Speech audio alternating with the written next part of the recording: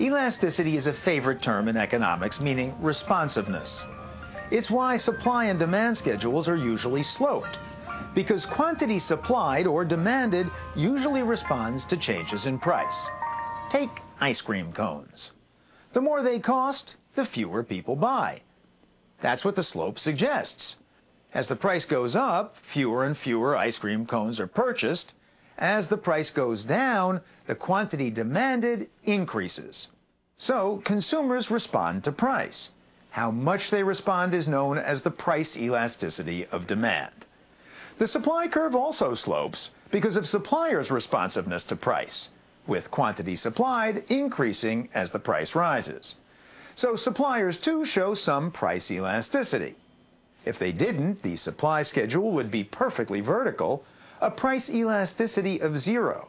That is, the same quantity of ice cream supplied no matter what the price.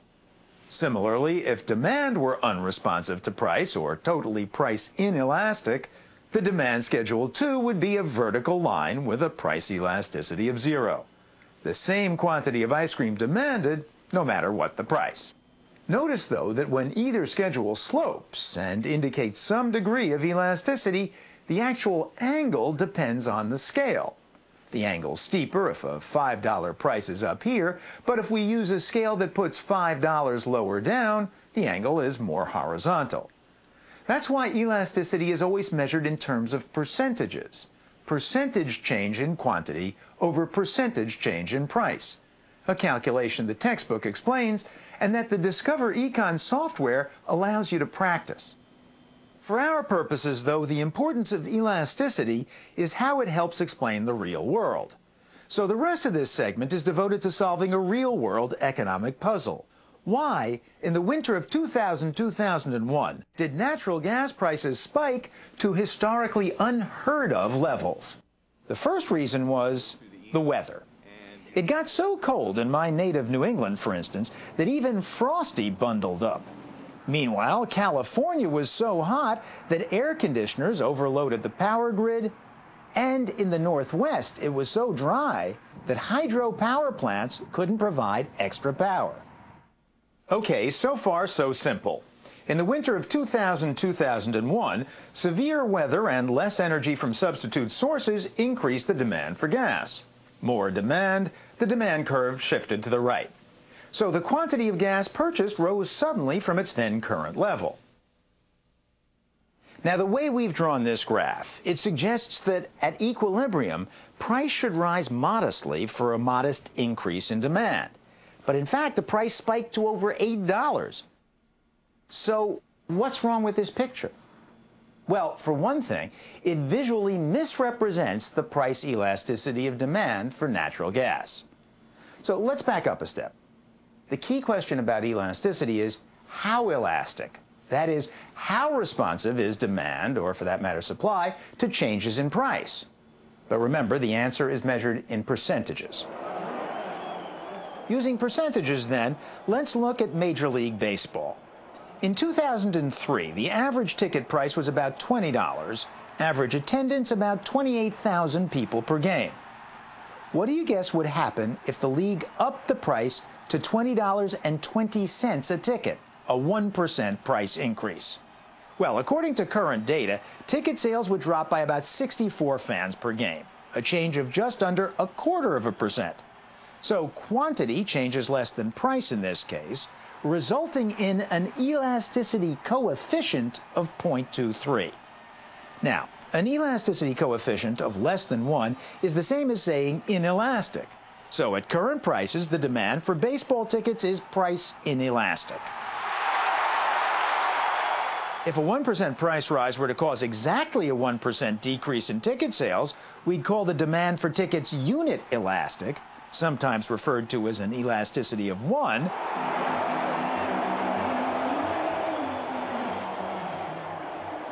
And finally, if a 1% price increase were to cause more than a 1% dip in quantity demanded, we'd have an elasticity coefficient of more than 1, and demand would be price elastic.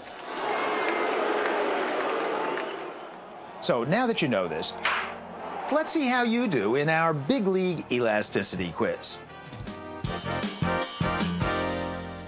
a guess at elasticity coefficients for the following items at current prices. Bread, elastic or inelastic? Actually, 0.15, way less than 1 and thus inelastic. The demand for bread is not very responsive to price. Auto repair, elastic or inelastic? 0.4, still relatively inelastic. Movie tickets, 0.87, almost unit elastic, but not quite. Finally, a restaurant meal, 2.27, quite elastic. That is, Americans would cut back a lot on eating out if current prices rose. Now, elasticity coefficients are given at the current price, that is, at equilibrium. The reason is because of a frustrating fact about elasticity when it's depicted simply by a straight line, as here with the demand curve. On a straight line, elasticity changes as you move up and down. This demand schedule, for instance, is much more elastic at the top than at the bottom. Take price. It's at the top of its range. Thus, any move up here from, say, $10 to $9 is a relatively small change in percentage terms, 10%. However, you can see that this causes a change in quantity demanded from 1 movie ticket to 2. That's a change of 100%. When quantity demanded changes more than price in percentage terms, demand is price elastic. Meanwhile, down here, the opposite occurs. We're in the price range that changes a lot in percentages. It doubles from $1 to $2, yet the quantity demanded only drops from 10 to 9. So here, in percentage terms, quantity demanded changes less than price and is price inelastic, just because of where we are on the line. But all else equal, a linear demand schedule becomes more inelastic the more vertical its slope. Quantity demanded is less responsive here than it was here, which may begin to help illustrate our story, since the demand for natural gas could be unusually inelastic, which it would be easy to depict as unusually vertical. In plain English, consumers would be unusually dependent on this product, and therefore they wouldn't cut back much on their demand for natural gas if the current price went up. Consumers would demand this quantity when prices were low and just a little less when prices were higher. In other words, the quantity demanded wouldn't respond much to price. Or in personal terms, I'm not about to lower my gas consumption by turning down my thermostat, say, to 55. Natural gas isn't the only demand curve that's generally price inelastic. People are also generally unresponsive to price when it comes to life-saving medical care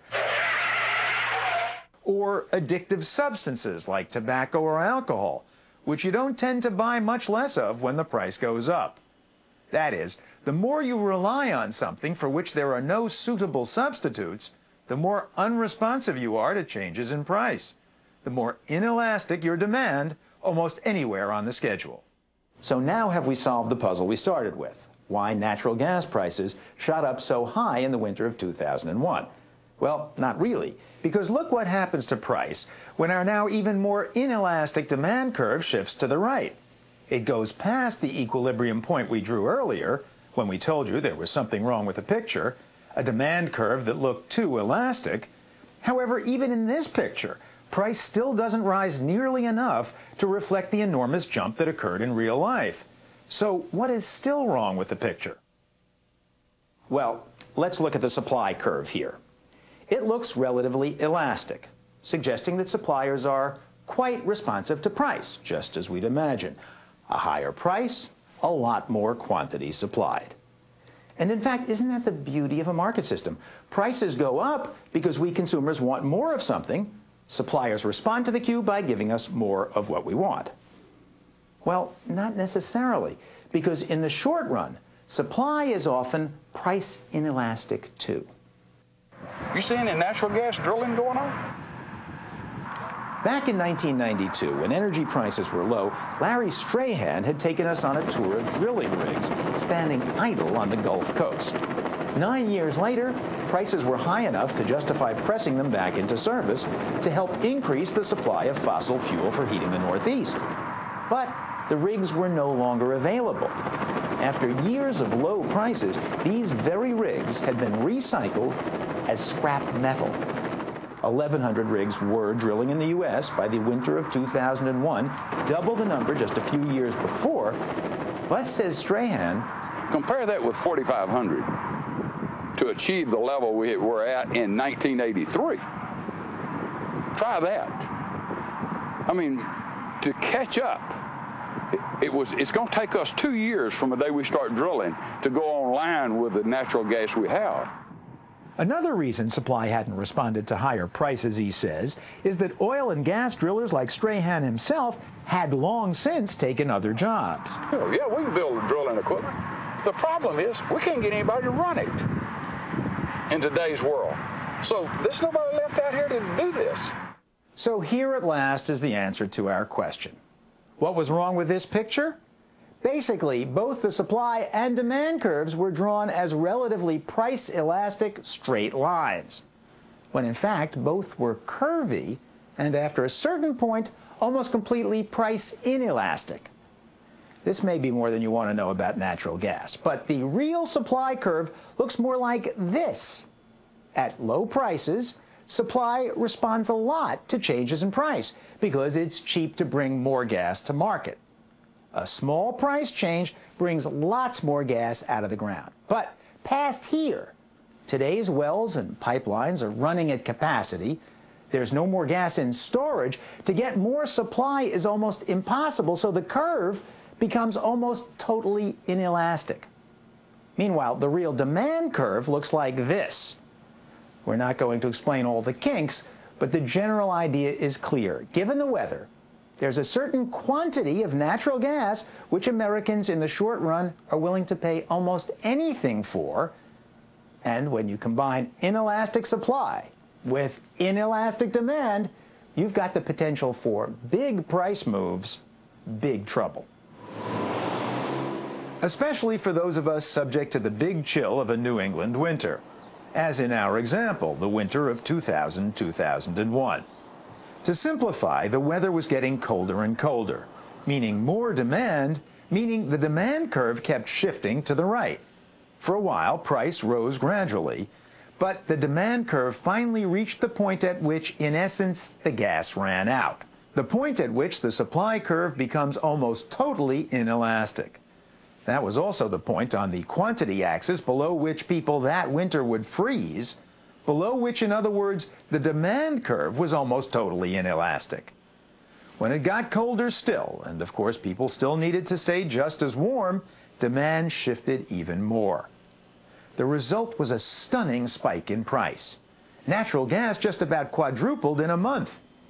And indeed, for a few days it went higher still, the result of market manipulation, it seems, to keep even more gas off the market. Less gas, a shift to the left, driving prices out of sight. In the long run, say economists, higher prices will enable gas producers to use new technology like 3D imaging of the Earth's crust to see quickly where it's best to drill.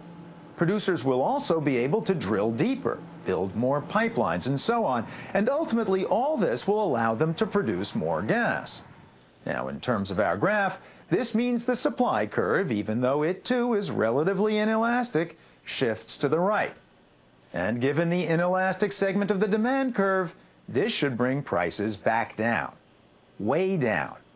And by the way, eliminate opportunities for market manipulation. So in the long run, the market can be pretty effective at giving us what we want. So economics works in the long run.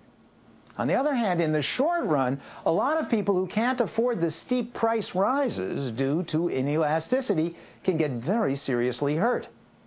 Which is why, when policy debates rage over the price of energy, it's so useful to know the economics behind the problem.